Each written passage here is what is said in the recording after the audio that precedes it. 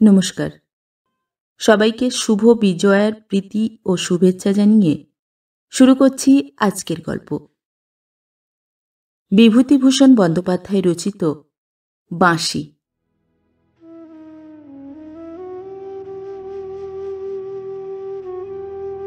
আজও আবার সেই ভাঙা বাঁশিটা লইয়া গোল বাঁধিল।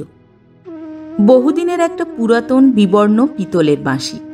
মুখের দিকটা খানিক ভাঙিয়া গিয়াছে, ছিদ্রগুলি আর নিখুঁত হইয়াও নাই। আস্তাকুড়ের আবর্জনায় ফেলিয়া দিলেই হয়। এমন একটা পুরানো বাঁশি ছোট বউ কেন এমন আঁকড়াইয়া থাকে, এ কথা বহুবার ভাবিয়াও সুলেখার শাশুড়ি কোনো সিদ্ধান্তে আসিতে পারেন নাই। প্রায়ই এই বাঁশিটা লইয়া গোল বাঁধে। আর লক্ষ্মী ছাড়া হতভাগা ছেলেটাও যদি কথা শোনে, না, ওই বাঁশিই তার চাই। আজও গোল বাঁধিল। সুলেখা অনেক যত্নে টুলের উপর দাঁড়াইয়া অনেক কষ্টে বাঁশিটাকে খুব উঁচুতে তুলিয়া লুকাইয়া রাখিয়াছিল। খোকা খুঁজিয়া খুঁজিয়া বাহির করিয়াছে এবং ঘরের মেঝেতে বসিয়া অবাধ্য কাঠের ঘোড়াকে তাহা দ্বারা সজোরে আঘাত করিতেছে। সুলেখা ঘরে ঢুকিয়া দাঁড়াইয়া রহিল। একবার ভাবিল কিছু বলিবে না, কিন্তু কেমন একটা তীব্র বেদনা তাহার সমস্ত মনের গহনে ম্লান হইয়া উঠিল। নিকটে এবং দূরে, সম্মুখে এবং পশ্চাতে কিসের এক কল্যাণময় সুর যেন শ্রান্ত গতিতে বাজিতে লাগিল। করুণ সুর, কিন্তু সজীব। সুলেখা খোকার নিকট আগাইয়া গেল। গায়ে হাত বুলাইতে বুলাইতে আস্তে আস্তে বলিল, তোকে একটা নতুন বাঁশি এনে দেব। খোকা জবাব দিল না। ঘোড়া কিছুতেই চলিতেছে না, তাহা লইয়া সে ব্যস্ত। সে ঘোড়ার উপর কয়েক ঘা লাগাইয়া দিল। চল ঘোড়া চল, হ্যাট। সুলেখা বলিল, লক্ষ্মীটি দে। মুখ ফুলাইয়া খোকা বলিল, না। এবং এই না বহু চেষ্টায়ও হাতে পরিণত হইল না। বাঁশির ওই অযত্ন সুলেখা সহিতে পারে না। হাত হইতে বাঁশিটা টানিয়া লইল। তোকে পয়সা দেব, দে। খোকা আঁকড়াইয়া ধরিয়া আছে, কিন্তু সুলেখারও যেন আজ কিরকম এক রোগ চাপিয়া গিয়াছে। বাঁশি তার চাই চাই। সে খোকার গালে অকস্মাৎ রাগের বশে ঠাস ঠাস করিয়া চড় মারিয়া বসিল। হতভাগা লক্ষ্মী ছাড়া ছেলে, কথা শোনে না। কি হবে তোর এ ভাঙা বাঁশি দিয়ে? সেদিন কিনে দিলাম, সেটাই হবে না, এটা চাই, লক্ষ্মী ছাড়া। বলিয়া সুলেখা খোকার পিঠে আরো কয়েকটা চড় বসাইয়া দিল। চড় খাইয়া খোকা চিৎকার করিয়া কাঁদিয়া উঠিল। শব্দ শুনিয়া মা আসিলেন এবং অন্যান্য আত্মীয় স্বজন এই নিত্য নৈমিত্তিক উপভোগ্য ব্যাপারটা দেখিতে ছুটিয়া আসিতে ভুলিলেন না। পিসি এ বাড়িতে বহুকাল ধরিয়া আছেন এবং বড় বউয়ের দিকে টানিয়া মন রক্ষা করিয়াই চলিতে অভ্যস্ত। পিসি বলিলেন, তোমার যে কবে জ্ঞানগম্যি হবে, তাই এতটা বয়স হলেও আমি বুঝলাম না ছোট বউ। সুলেখা কথা কহিল না, চোখ দিয়া জল পড়িতে লাগিল। বড় বউ আজ অত্যন্ত চটিয়া গিয়াছেন। ছোট বউ সুলেখাকে অত্যন্ত স্নেহ করিলেও এবং তাহাকে ছোট বোনের মতো দেখিলেও খোকার পিঠের দাগগুলি দেখিয়া মার হৃদয় সহসা কাঁদিয়া উঠিল। তিনি টান মারিয়া প্রাচীরের উপর দিয়া বাঁশিটা বাহিরে ফেলিয়া দিলেন। সুলেখা আপত্তি করিল না, একটা প্রতিবাদও তুলিল না। যেমনভাবে দাঁড়াইয়াছিল ঠিক তেমনি দাঁড়াইয়া রহিল। কিন্তু সমস্ত চোখে মুখে কি নিদারুণ বেদনা জাগিয়া উঠিল। বর্ষার দিকে সমস্ত আকাশ যেমন করিয়া মেঘ ভারাক্রান্ত হইয়া সজল নয়নে চুপ করিয়া থাকে, তেমনি গাঢ় বেদনায় সে একান্ত নিরুপায়ের মতো চুপ করিয়া রহিল। সন্ধ্যা হইয়া আসিয়াছে। সমস্ত আকাশ ভরিয়া কালো আবছা অন্ধকার নামিয়া আসিল। দূরের গাছটার পাশ দিয়া সূর্যদেব নামিয়া যাইতেছেন। সবকিছুর মধ্যে আজিকার মতো বিদায়ের ধ্বনি। সুলেখা ছাদে আসিয়া ছাদের আলিশা ধরিয়া দাঁড়াইয়া রহিল। আজ যেন কিছু ভালো লাগে না। এই পরিপূর্ণ সন্ধ্যা, এই মিষ্টি সুন্দর হাওয়া, এই আলো, এই বাতাস, সবকিছু যেন তিক্ত বেদনায় ভরিয়া গিয়াছে। বাতাসে রোজকার মতো আছে সেই সুর, সেই ছন্দ, তবু যেন ভালো লাগে না। হৃদয়ের কোন তন্ত্রী যেন কিসের আবাহনে আবার নিবিড় হইয়া উঠিল। বিগত জীবনকে সে কত ভাবে, কত দিক দিয়া ভুলিতে চাহিয়াছে। কর্মের মধ্যে নিজেকে সযতনে নিয়োজিত রাখিবার কত প্রচেষ্টাই না সে দিনরাত করে, তবু পারে না। ওই বাঁশিটাই যেন তাহাকে সজোরে তাহার গত জীবনের মধ্যে লইয়া আসে। সুলেখা ছাদ হইতে সেই বাঁশিটার দিকে তাকাইয়া রহিল। একটা ইঁটের উপর বাঁশিটা চুপ করিয়া শুইয়া আছে। সুলেখার দুটি চোখ জলে ভরিয়া গেল। মনে ভাবিল, ভালোই হইল, ওই অলক্ষণে সর্বনাশা বাঁশিটাই যত নষ্টের গোড়া। ওটাই কিছুতেই তাহার বিগত জীবনকে ভুলিতে দেয় না। ভালোই হইল। কিন্তু তবু যেন কিসের এক নিরবচ্ছিন্ন তীক্ষ্ণ সুর তাহার কানে আসিয়া বাজিতে থাকে। সে সব কিছু ভুলিয়া যায়। মনে পড়িতে লাগিল সেই দিনের কথা, যখন এ গৃহে প্রথম সে আসে। বয়স আর তখন কতই বা হইবে, ওই বছর 15 বা 16, বা তারও কম। স্বামীকে মনে পড়ে। বনজ যেন আজও তার সম্মুখে দাঁড়াইয়া আছে, সুন্দর গৌর চেহারা। বনজ, তার স্বামী, তার স্বামীকে মনে পড়িয়া যায়। আরও ধীরে ধীরে অনেক কথাই তার মনে পড়িতে লাগিল। এই বনজ কি দুষ্টুই না ছিল। 24 ঘণ্টা তাহার খোঁপা খুলিয়া দুষ্টুমি করিয়া এমনি হাজারো রকমের কি বিরক্তিই না করিত। মাঝে মাঝে রাগ করিয়া সে বলিত। সুলেখার মনে পড়িতে লাগিল, তোমাকে একটি মুহূর্ত পাওয়া যায় না, কেমন মেয়ে তুমি? সুলেখা বলিত, দিনরাতেই তো কাছে আছি, তবু পাও না? না, পাইনে, এই বুঝি দিনরাত? সুলেখা অবাক হইয়া তাকাইয়া থাকিত। এই বুঝি দিনরাত কাছে থাকা? বনজ বলিত, হিসেব করে দেখো তো, আজকে কতক্ষণ তুমি কাছে ছিলে? সেই ভোরে মিনিট খানেক, দুপুরে 3 সেকেন্ড, আর এই এসেই যাই যাই। সুলেখা প্রতিবাদ করিত না, কারণ করিয়া লাভ নাই। বলিত, মা বসে আছেন সেই কখন থেকে, আর আর ওরা সবাই বা কি ভাববেন, যাই। এমনি কত টুকরো টুকরো কাহিনী মনে পড়িতে লাগিল। কিন্তু বনজের একটি প্রিয় জিনিস ছিল, বাঁশি বাজানো। তন্ময় হইয়া সে বাঁশি বাজাইত এবং এই একটিমাত্র সময়েই সে সব কিছু ভুলিয়া যাইত। সংসার মুছিয়া যাইত দৃষ্টির সম্মুখ হইতে।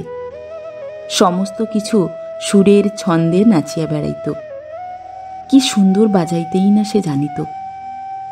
সুরের উপর সুর সৃষ্টি করিত এক অপরূপ রূপ জগতের, যেখানে আর কাহারও স্থান ছিল না, সুলেখারও নয়। এ সময় সুলেখা আসিয়া কাছে দাঁড়াইলেও সেই দিকে তাহার বিন্দুমাত্র খেয়াল হইত না, হয়তো চোখ পড়িয়াও পড়িত না। এই সুরের রাজ্যে বনজ ছিল একান্তই একক। ইহার গণ্ডি পার হইয়া সুলেখাও কখনো সেই রাজ্যে প্রবেশ করিতে পারে নাই। এইখানেই ছিল তার দুঃখ। সে স্বামীর কাছে গিয়া দাঁড়াইত, বনজ একবার ফিরিয়াও তাকাইত না। সুলেখার রাগ বাড়িয়া যাইত। সে হয়তো টান মারিয়া বাঁশিটি তাহার হাত হইতে ছাড়াইয়া লইত। 2 একবার একটু আপত্তি তুলিয়া বনজ চুপ করিয়া থাকিত। সুলেখাকে সে এতই ভালোবাসিত যে অত্যন্ত রাগ হইলেও কখনো তাহাকে ব্যথা দিতে পারিত না। বলিত, সু, তুমি অমন করে কখনো বাঁশি কেড়ে নিও না আমার কাছ থেকে। সুলেখা জয়ের আনন্দে আত্মহারা হইয়া বলিত, বাঁশি তুমি আর কখনো বাজাতে পারবে না। ম্লানভাবে তাহার দিকে তাকাইয়া সে বলিত, কেন? সুলেখা রাগিয়া বলিত, কেন দিনরাত তুমি বাঁশি বাজাবে? আমি কতক্ষণ থেকে দাঁড়িয়ে রয়েছি। বনজ কোলের কাছে তাহাকে টানিয়া লইয়া যাইত, আদর করিয়া বলিত, এই কথা, বেশ তো, এসো বলিয়া দুষ্টুমি করিতে আরম্ভ করিত। বাধ্য হইয়া সুলেখা বলিত, তোমার কেবল দুষ্টুমি, ছাড়ো। বাহ, তোমার সাথেও দুষ্টুমি করতে পারবো না? না। বেশ। বনজ হাত পা ছাড়াইয়া চুপ করিয়া নির্বিকার হইয়া বসিত। বেশ, না করলাম বলিয়া বাঁশিটি হাতে তুলিয়া লইত। ধাঁ করিয়া সুলেখা আবার তাহা কাড়িয়া লইয়া বলিত, না, এখন থাক বাজানো। বেশ, না হয় দুষ্টুমিই করো, কিন্তু দেখো তো এই সন্ধে বেলা, শেষে কে কি বলে বসবে। বনজ আদর করিয়া তাহাকে কাছে টানিয়া লইয়া বলিত, কেউ কিছু বলবে না। এমনি কত কথাই তাহার মনে হইতে লাগিল। সেসব কথা এত ছোট, এত ক্ষুদ্র যে কোনোটি মনে রাখিবার মতো নয়। তবুও প্রত্যেক কাহিনী, প্রত্যেকটি শব্দ, প্রত্যেকটি ছন্দ যেন কত চেনা, কত পরিচিত। ভুলিতে চেষ্টা করিয়াও যেন ভোলা যায় না। স্মৃতির কোন অতল দেশ হইতে আপনিই উঠিয়া আসে। বসন্ত ঋতুতে যেমন করিয়া দক্ষিণের বাতাস সমস্ত কিছু ভরাইয়া দিয়া যায়, তেমনি করিয়া সেই সব গত কাহিনী মনের কোন গহ্বর হইতে উঠিয়া আসিয়া সুরে, ছন্দে, গানে এবং প্রাবল্যে, উত্তেজনায় আর আনন্দে তাহাকে মাতাইয়া দিয়া যায়, তাহাকে বিভোর করিয়া তোলে। সে আচ্ছন্ন হইয়া যায় সেই রূপের মোহে, সেই সুরের ধ্বনিতে, সেই ছন্দের বিচিত্র বর্ণে এবং গন্ধে। ভুলিতে চাহিলেও ভোলা যায় না। এমন করিয়া কত কি সুলেখা ভাবিতেছিল। নিজ হইতে মা ডাকিলেন, বৌমা। বড় বউ ডাকিলেন, ও ছোট, কোথায় তুই? নিচে আয়। সুলেখা ডাক শুনিয়া নিচে আসিল। বড় বউ বলিলেন, তোমার জন্যই খোকাটা এত বার বেড়েছে, এখন বোঝো মজাটা। একদিন তুমি না খাইয়ে দিলে চলবে না। ভাত নিয়ে কতক্ষণ সাদাসাদি হলো, খাবে না। সুলেখা কোনো কথা বলিল না, খোকাকে খাওয়াইয়া দিতে লাগিল। ইহাকে খাওয়ানো একটা মহাযুদ্ধ জয় করা হইতে কম নয়, এবং একমাত্র সুলেখাই তাহা পারে। খাইতে বসিয়া অন্তত সহস্র আবদার রক্ষা না করিলে সে কিছুতেই খাইবে না। সুলেখা ইহা জানে, কিন্তু আজ তার কোনো দিকে ভালো লাগিল না। বলিল, বুড়ো ছেলে, এখন নিজে খেতে শেখেন, পারবো না আমি তোকে খাওয়াতে, খা। সুলেখা বুঝিতে পারিল আজ খোকার ভালো করিয়া পেট ভরে নাই, কিন্তু কোনো কথা বলিল না। রাগ করিয়া এমন করিয়াছে এ কথা মিথ্যা। কেন যেন ভালো লাগিল না। যাকে এক মুঠা বেশি খাওয়াইবার জন্য উদ্বেগের আর তাহার অন্ত থাকে না, আজ তাহাকে পেট ভরিয়া খাওয়াইয়া দিতেও যেন কেমন এক বিচ্ছিরি আলস্য। মনের সমস্ত কিছু ভরিয়া শুধু বনজ, শুধুমাত্র বনজ, আর কেউ নাই। এই পৃথিবী, এই বিরাট জগতের যা কিছু, সব আজ নিঃশেষে এই বিধবা তরুণীটির নিকট হইতে মুছিয়া গিয়াছে। কেবলমাত্র বনজ আজ সেখানকার অধীশ্বর। কেউ আর কোথাও নাই, সব ফাঁকা, সব খালি। খোকার খাওয়া পর্ব শেষ হইলে সুলেখা সংসারের ছোটখাটো কাজ করিল। আজ কাজ করিতেও কেমন এক বিতৃষ্ণা। দেখিল মায়ের সন্ধ্যান্নিকের ব্যবস্থা পর্যন্ত এখনো হয় নাই। খোকার এবং অন্যান্যের বিছানা খালি পড়িয়া আছে, চাদর পাতা হয় নাই। বড় ঠাকুরের আসিয়াই গামছা চাই, অথচ র্যাকে গামছাটা পর্যন্ত ঝোলানো নাই। এসব কাজ সুলেখাই করে, এবং করিতে না পারিলে দুঃখিতও হয়। কিন্তু আজ কিছু ভালো লাগিল না, কেমন যেন একটা অবসাদ। সমস্ত মাথার ছিদ্র দিয়া যেন অন্য কাহারও কথাই মনে ঢুকিতে লাগিল। ছোট ননদ মিনু আসিয়া বলিল, বৌদি, আমার পড়াটা একটু দেখিয়ে দেবে, চলো না। চল বলিয়া তাহাকে পড়াইতে বসিল। কিন্তু আজকে যেন কিছু ভালো লাগে না। পড়াইতে পড়াইতে অকস্মাৎ কখন মনে পড়িয়া গেল, সন্ধ্যা হইলেই বনজ ওই বাঁশিটি লইয়া বাজাইতে বসিত। আস্তে আস্তে সুর তুলিত গানের। মিনু বলিল, তারপর কি হলো বৌদি? কি হবে বলে দাও না। বৌদি বলিল, বাঁশির ইংরেজি তাও জানো না? মিনু বলিল, বাহ, তা বুঝি জিজ্ঞেস করছি। বৌদির মন অচেতনা হইতে ফিরিয়া আসিল।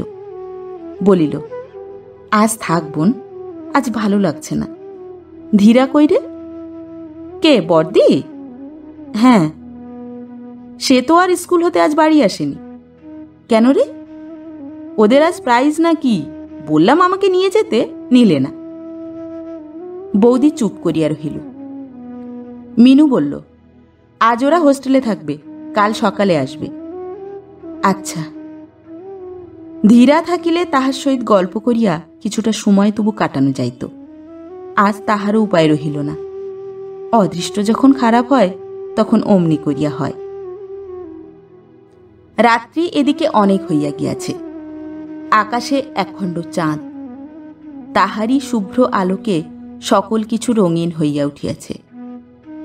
সামনের বাড়ি ঘর, দূরের ওই প্রান্তর, সমস্ত কিছুর উপর চাঁদের মিষ্টি আলো, কোমল স্পর্শ।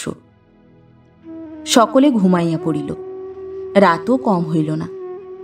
সুলেখার চোখে ঘুম নাই। ঘুম যেন এ রাজ্য হইতে কত দূরে পলাইয়া গিয়াছে। ঘুম নাই। সুলেখা জানালার নিকটে দাঁড়াইল। কিসের যেন একটা মিষ্টি শব্দ কত দূর হইতে ভাসিয়া আসিতেছে।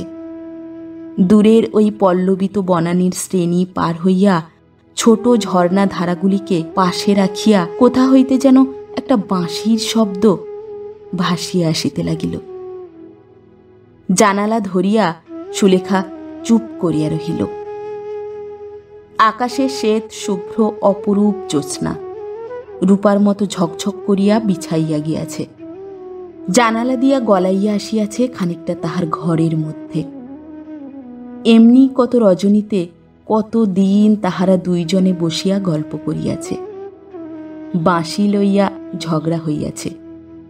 এমনি করিয়া কত বসন্ত, কত বর্ষা, কত গ্রীষ্ম তাহাদের নিকট দিয়া হাসিয়া খেলিয়া বেড়াইয়া গিয়াছে। খুশি করিয়া হাসি দিয়া কত ভাবে, কিন্তু তারপরের কথা ভাবিতেও সুলেখার ভয় হয়।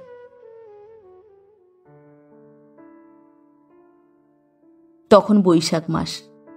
এমনি একটা সময়ে বনজের সর্দি হঠাৎ বসিয়া যায়। তা লইয়া জমে মানুষে টানাটানিতে এক পক্ষই জিতিতে পারে। জয় হইল বিধাতার। অসুখের সময় বনজ বাঁশি বাজাইতে চাহিত, ডাক্তারের বারণে হইয়া উঠিত না। মৃত্যুর কয়েকদিন পূর্বে বনজ সুলেখাকে কাছে টানিয়া নেয়, বলে, আমার তো সময় হইয়া আসিল, বিদায় দাও সু। চোখের অশ্রু মুছিয়া সুলেখা কি বলিতে চাহিতেছিল, পারে নাই। মৃত্যুর মতো হাসি হাসিয়া বনজ বলিয়াছিল, যদি কিছু হয় এ বাঁশিটি তুমি রেখে দিও, ওর চেয়ে প্রিয় আমার কিছু নেই। কাঁদিতে কাঁদিতে সুলেখা বলিয়াছিল, অমন কথা বলবে তো আমি এক্ষুনি চলে যাব, আমি পারবো না রাখতে তোমার বাঁশি। বনজ আর কিছু বলে নাই, শুধু বলিয়াছিল, ওকে রেখে দিও। তারপর কোথা দিয়া কি হইয়া গিয়াছে আজ তাহা ভাবিতেও ভয় হয়। সুলেখা সে কথা ভাবিতেও শিহরিয়া ওঠে। মাত্র 3 বছর স্বামীর সহিত বাস করিবার পরই তাহার সব ঘুচিয়া গেল। নারী যাহা লইয়া গর্ব করে সে তাহাকে হারাইল। তারপর কত বছর কাটিয়া গিয়াছে, কত বর্ষা, কত বসন্ত ডাকিয়া ডাকিয়া ফিরিয়া গিয়াছে। গন্ধভরা উতলা বাতাসে কত দক্ষিণের গানই না রূপের মাধুর্যে পুলকিত হইয়া উঠিয়াছে। কিন্তু সব কিছুর মধ্যেই যেন মস্ত বড় একটা দীর্ঘ ফাঁক। কি যেন হারাইয়া গিয়াছে। কিসের যেন অভাবে সমস্ত আলো, সমস্ত হাসি একটা বিরাট মিথ্যা হইয়া তাহার নিকট দেখা দেয়। কিন্তু প্রত্যহ রাতে যেন কে আসিয়া ওই বাঁশিটি বাজায়। সুলেখা ঘুমাইয়া পড়িলে যেন কাহার সজীব হস্তে বাঁশিতে সুর আরম্ভ হয়। জাগিয়া থাকিলে বাঁশি বাজে না, কিন্তু ঘুমাইয়া ঘুমাইয়া প্রত্যেক রাত্রে সে ওই বাঁশির শব্দ শুনিতে থাকে। তাহার বৈধব্য জীবনের মধ্যে এই একটি মাত্র সান্ত্বনা, যাহা লইয়া সে আজও বাঁচিয়া আছে। আজ তাহার মনে হইতে লাগিল কত দূর হইতে একটা বাঁশির করুণ সুর যেন ভাসিয়া আসিতেছে। কি করুণ সে সুর! প্রতিটি রেশের মধ্য হইতে কে যেন শান্ত কণ্ঠে বিনয় করিয়া বলিতেছে, আমায় তুমি তুলে নিলে না, তুলে নাও, নাও। সুলেখার সমস্ত ইন্দ্রিয় আচ্ছন্ন হইয়া গেল, কিন্তু কি করিবে, উপায় নাই। ওদিকে বাঁশি যেন কাঁদিয়া কাঁদিয়া বলিতেছে, আমায় তুলে নাও, তুলে নাও।